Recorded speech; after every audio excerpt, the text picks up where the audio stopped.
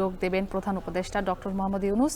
এ নিয়ে আরও জানাতে বিশ্ববিদ্যালয় প্রাঙ্গণ থেকে আমাদের সাথে যুক্ত হয়েছেন হাসিব বিল্লাহ।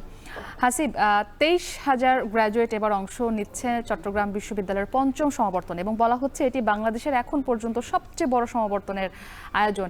এ নিয়ে শিক্ষার্থীদের সঙ্গে নিশ্চয়ই আপনার কথা হয়েছে, তাদের প্রতিক্রিয়া কি দেখছেন? এবং আরেকটি বিষয় জানতে চাই, প্রধান উপদেষ্টা ডক্টর মোহাম্মদ ইউনূস এই সমাবর্তনে যোগ দেবেন।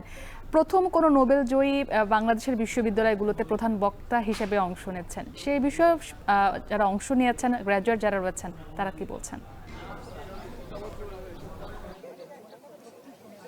মুক্তি, আপনি যে দুইটা বিষয় উল্লেখ করেছেন সেই বিষয়গুলোর কারণেই শিক্ষার্থীদের মধ্যে একটু বাড়তি উচ্ছ্বাস। প্রথমে যদি বলি, প্রধান উপদেষ্টা ডক্টর মোহাম্মদ ইউনূস, যিনি এই বিশ্ববিদ্যালয়ে 1972 সাল থেকে 1989 সাল পর্যন্ত তিনি এই বিশ্ববিদ্যালয়ে অধ্যাপনা করেছেন, অর্থনীতির অধ্যাপক ছিলেন, তিনি এই বিভাগের চেয়ারম্যানের দায়িত্ব পালন করেছেন। এই জন্য সেই বিশ্ববিদ্যালয়ের শিক্ষার্থীরাই তিনি যে নোবেল বিজয়ী অর্থনীতিবিদ, এজন্য শিক্ষার্থীরা গর্ববোধ করতেন এবং তার কাছ থেকে, এবং তিনি এখন অন্তর্বর্তী সরকারের প্রধান উপদেষ্টা, বাংলাদেশকে এই গণ অভ্যুত্থানের পরে বাংলাদেশকে প্রধান হিসাবে পরিচালনা করছেন, বাংলাদেশকে এগিয়ে নিয়ে যাচ্ছেন।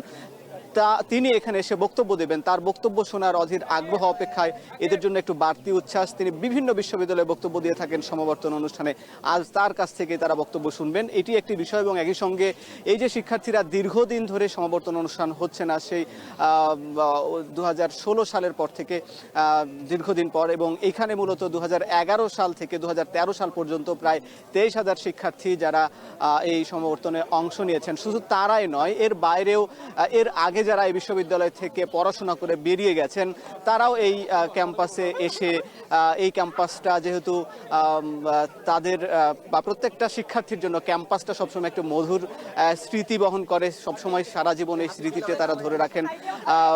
বন্ধু বান্ধবদের সঙ্গে আবার তাদের সঙ্গে দেখা হচ্ছে, এজন্য তারা বেশ আনন্দিত। তারা মুঠোফোনে ক্যামেরায় বন্দী হচ্ছেন, সেলফি বন্দী হচ্ছেন, এবং তারপরে তারা গল্প গুজবে মেতে উঠছেন। বিভিন্ন যেসব এই ক্যাম্পাস, বিশ্ববিদ্যালয়টি কিন্তু একেবারে পাহাড়ে ঘেরা।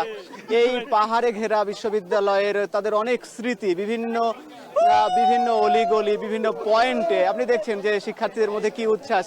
আসলে প্রত্যেকেই বিভিন্ন কর্মব্যস্ততায়, সবাই নিজ নিজ পেশায় হয়তো নিয়োজিত, দীর্ঘদিন পর তারা আবার একসাথে মিলিত হয়েছে, এই জন্য সবার মধ্যেই একটা আনন্দ উদ্দীপনা বিরাজ করছে। এই ছিল মুক্তি এই চট্টগ্রাম বিশ্ববিদ্যালয় সমাবর্তনের খবরাখবর। সহকর্মী হাসিব বিল্লাহ আমাদের সাথে যুক্ত ছিলেন চট্টগ্রাম বিশ্ববিদ্যালয় থেকে।